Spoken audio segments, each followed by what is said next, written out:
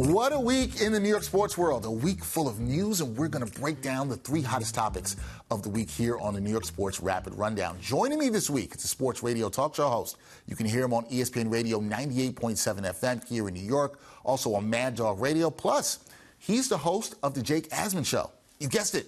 Jake Asman. How you doing, man? Dex, thank you so much for having me. I'm glad to have you here. First of all, I got to ask you, how's your week? Because I said it from the top. This has been a crazy week in New York sports. How's your week been going? It's been crazy, and I'll tell you what. I was hoping to have a stress-free Sunday, but forget that. We got Game 7 at MSG. Yeah, no stress-free Sunday at all for the New York sports fans at all. If you're a Rangers fan, you got away from a bit of that. But if you're a Knicks fan, yeah, it's going to be a little bit stressful on Sunday. So much to get into, Jake, in my opinion, what was a thrilling week in New York sports. We know who the Jets and Giants will be playing next year. We're going to talk about that. The Giants, they also have a new throwback jersey. Intrigued to get your thoughts on that. The Rangers, they had a Game 6 for the ages in Carolina, and they're in the conference finals. But first, Jake, you mentioned it. We got to talk about the New York Knicks. Knickerbockers. They fell in Naptown to the Pacers in Game 6, which means, as you mentioned, there will be a Game 7 on Sunday at the Garden.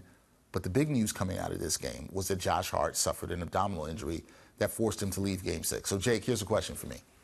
Can the Knicks win Game 7 if Josh Hart can't go? I will never count this team out, Dex, because of what they have accomplished this season, because it kind of just feels like the story of the Knicks has been overcoming adversity, being able to go out there and find different ways to win despite all these injuries.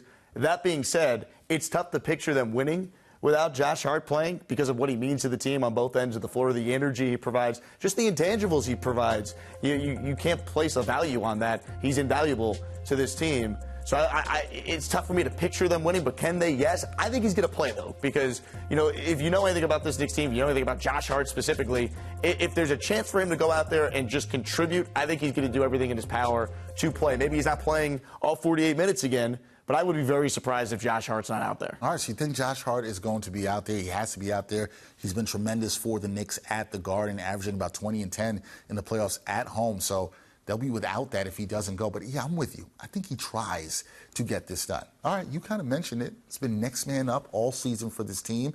They've been a gritty, resilient group. I know you've heard those words.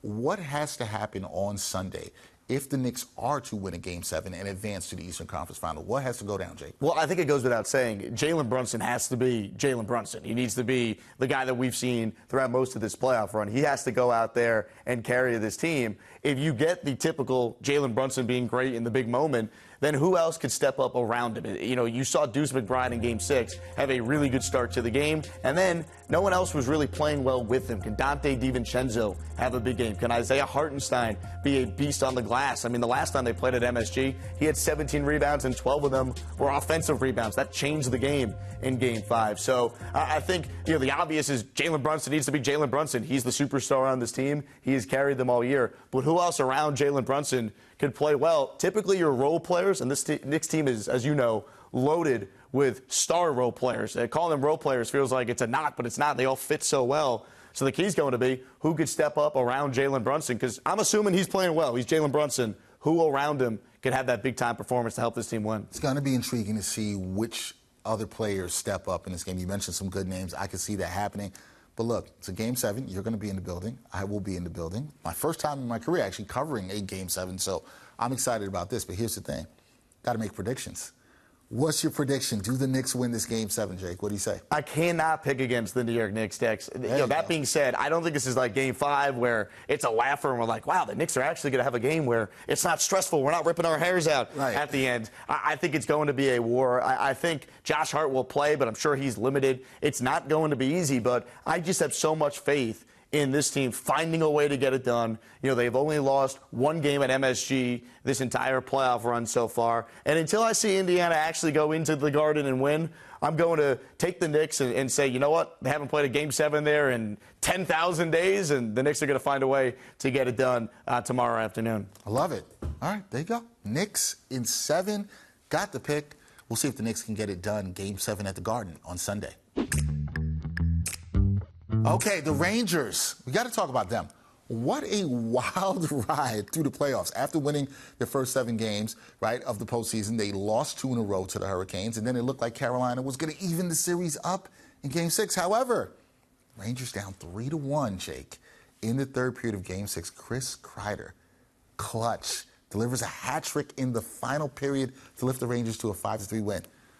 Should Kreider's performance, which is an amazing one, in the third period, should that be up there with some of the great New York sports playoff performances that we've ever seen? How could it not, right? I mean, you think about what was on the line for this Rangers team. I mean, forget the 94 comparisons for a moment, Dex. We're going to be talking about the 04 Yankee comparisons if that game didn't go a certain way for the New York Rangers. So, the fact that they were down the way they were, and then he has the natural hat trick with their season, I don't want to say it was on the line because they still had Game 7, but, I mean, let's call it for what it is. If the Rangers blew that game, they were going back to the Garden, you start thinking, worst case scenario, we're going to blow it.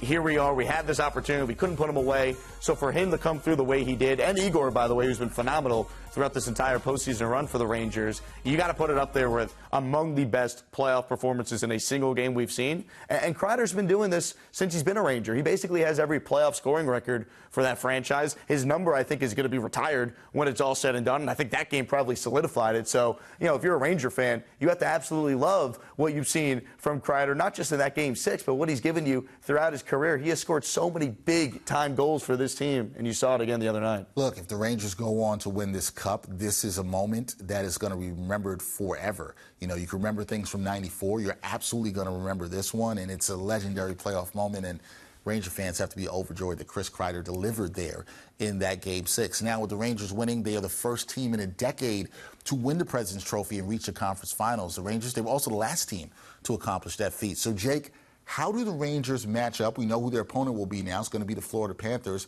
How do they match up with the Panthers in the next round, in your eyes? Well, you look at what, the Florida Panthers have done, Dex. I mean, this is a team that has, kind of like a mentality this year. Like, they had a chance to win it all last year. They came that close, and they feel like they were the better team a year ago, and they just couldn't get it done. And here they are now, and they feel like, despite playing a Rangers team that, the President's Cup winner, Florida feels like, well, we played well against the Rangers in the regular season this year. We have a superstar goaltender. We have superstar scorers. We have a superstar defenseman. We feel like we could beat the New York Rangers. I think it's going to be a heck of a series. I think that both these teams are so evenly matched that it could go either way. I think the difference for the Rangers might be Igor Shesterkin and what he's been able to do. I mean, goaltending in the playoffs, that makes the biggest difference, and Igor has been as good as any goalie during these hockey playoffs so far. If he's at his best, I think he's better than anything Florida could throw out there, and they have a hell of a goalie too.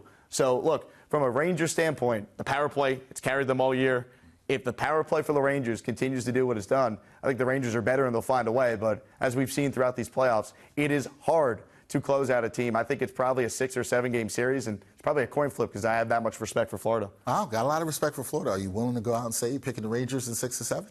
It feels like '94, right? So I'm going to say Rangers find a way to get it done. There you go. Rangers in 7, just like it was back in '94 against the Devils. There you go. Rangers in 7 advance to the Cup. It's been a fantastic postseason for them, and watching the players step up. Excited to see the next journey. We just got to get the Knicks there with them in the Eastern Conference Finals. Then it's truly like '94. We'll see if that happens. All right, football truly never stops. The 2024 schedules are out, people, for the Jets and the Giants. And, Jake, let's do this. Let's start with the Jets, team you know well. They're trying to end their very long postseason drought. Gangrene, they got 6 primetime games in the first 11 weeks. Seems like the NFL thinks the Jets are going to be good, at least at the beginning of this season. Do you believe the same? Well, I'll tell you what, and I've said this a lot on my YouTube show. If you remove the word Jets from the helmets, right, you just look at the roster. This is a really good team. They are. Where's the weakness? The only thing you could say is if they stay healthy, and sure, Aaron Rodgers is coming off this injury, so that is a big if. But I'll tell you what, any team, you could say if they stay healthy. The Chiefs are not the same team. If Mahomes suffered the same injury Aaron Rodgers suffered on play 4 of the year. Same thing with the Bills, of course, and the Dolphins. So, yeah, the caveat is if Aaron Rodgers stays healthy, if he plays 14 or 15 games, the good news this year is you have Tyrod Taylor backing him up. So I understand why the NFL wants to put the Jets in primetime. And forget just the 6 primetime games. They gave them a London game. So we're talking about, a slate where they have 7 standalone games the first 11 games of the season. So, look, this is a Jets team that I think, at least on paper, can go from a 7-win team with 0 quarterback play to a team with Aaron Rodgers playing, let's say, once again, I'll be realistic, 14 or 15 games, and Tyrod playing the other games. I don't think it's unreasonable to think the Jets could go from a 7-win team to a 10 or 11-win team. I think what helps the Jets is this, Dex. You look at what happened this offseason with the Buffalo Bills, I can't sit here and say they've gotten better. The Miami Dolphins with some of their free agent losses, I can't sit here and say they have gotten better. So, to me, you look at the offseason the Jets have had, they've improved, and if they had done nothing but just bring Aaron back, they're a better team, and they've added Tyron Smith, Mike Williams. They drafted Olu Fashanu to back up Tyron Smith. They break the trade for Morgan Moses. They signed John Simpson. You're talking about a revamped O-line. You're talking about a great replacement for Bryce Huff on defense with the Hassan Reddick trade. So I get what the NFL's doing, but I won't lie. As a Jet fan, I'm a little nervous when you see Monday Night Football to start the year. It brings up feelings of last year. So keep Aaron healthy, and they should be a very good football team. I was going to ask how you're feeling if you were nervous about all this primetime attention going with the Jets, but you feel like they're going to be good. We'll see how that goes. Now, the Giants, on the other hand, last season, they opened up with the third hardest schedule in the league. This year, they're tied with the Bills for the sixth toughest schedule. How do you see the Giants faring against their schedule in 2024? Look, it is a tough schedule for the New York Giants, and specifically, Dex, it's really tough weeks 3 through 8. I mean, you talk about a stretch there where they play multiple playoff teams. They don't play a single team during that stretch where they're playing a team that was below 500 a season ago. And sure, it's a year-to-year league. Things change. And so much of the Giants, I think, comes down to what version of Daniel Jones are we going to see? Because they, of course, didn't draft a quarterback in the first round with that number 6 overall pick. So, you look at the Giants. Are they the team we saw 2 years ago that was finding ways to win and stuck into the playoffs and won a playoff game? Or was last year a lot closer to who they actually are? I think they're better on paper, but they have a tough schedule early. A lot of those games I mentioned, weeks 3 through 8, we're talking about primetime games as well for Big Blue. So we're going to know very early, just like the Jets with their loaded primetime slate. We're going to know early about both these New York teams if they're for real this year. Yeah, we're going to know very, very early how those things. We're talking football because we never stops talking about it in May. Okay, I got one follow-up for you with the G-Men because I know you saw this. The team, they unveiled their throwback century red uniforms in honor of their 100th season of existence.